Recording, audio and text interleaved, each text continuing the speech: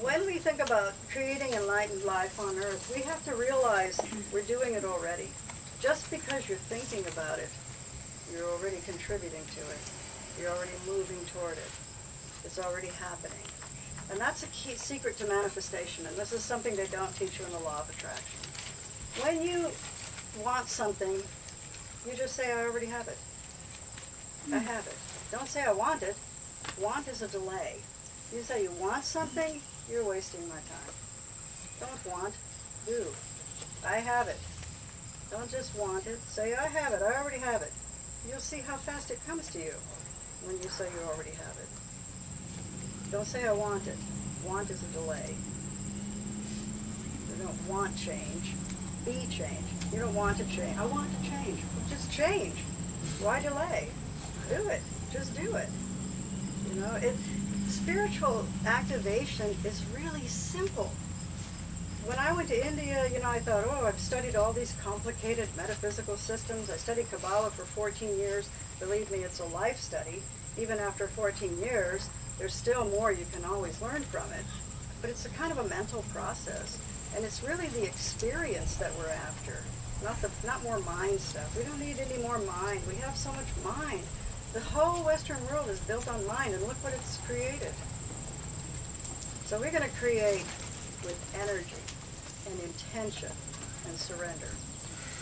And that's what's going to make a different world. It already is making a different world. I think our world inside this tent already has changed, just in this few minutes that we've been talking about these things and reflecting on them. I see some people's minds being blown here and there. It's a good feeling. Let it go. Blow your mind.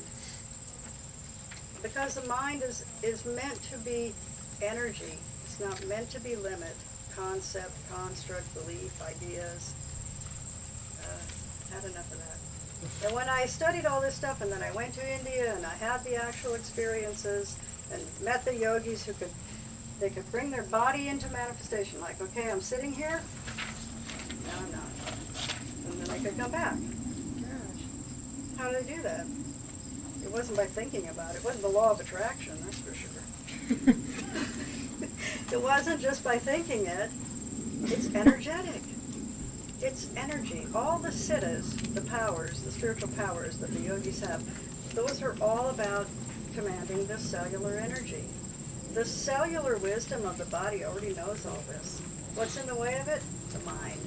What does the mind do? It creates limits in the body. The body shouldn't have any limits. It should just have spiritual energy. Pure, 100% spiritual energy. I call it cellular wisdom.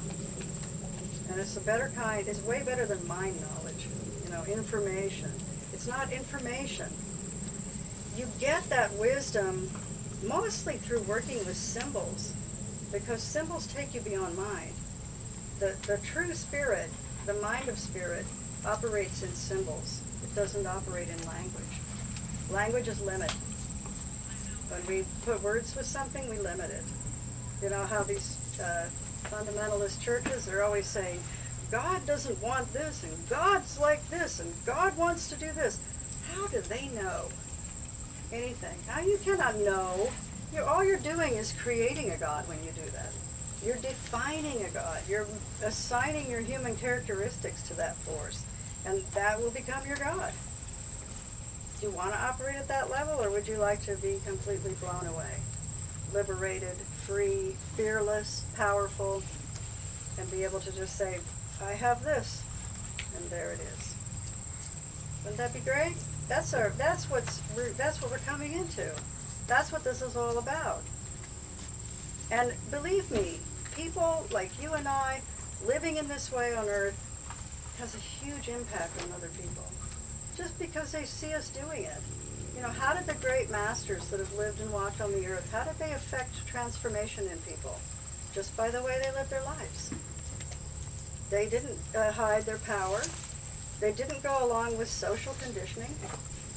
In fact, they were mostly social outcasts. Well, good. I'd like to be outcast from that. I don't want to be a part of that. I don't want to be a part of that society the way it's been created. It's ridiculous. We're beyond that. We're moving beyond that. We're moving into enlightenment. We're moving into awakening. We're already there. right now, awake, aware, and powerful. And how do you change the world? Just do it. Just like everything else, just do it. Get up and find some other people and say, let's make a village. We'll get some land. We won't work for money. We'll work for joy. We'll live for bliss. We'll eat spiritual light.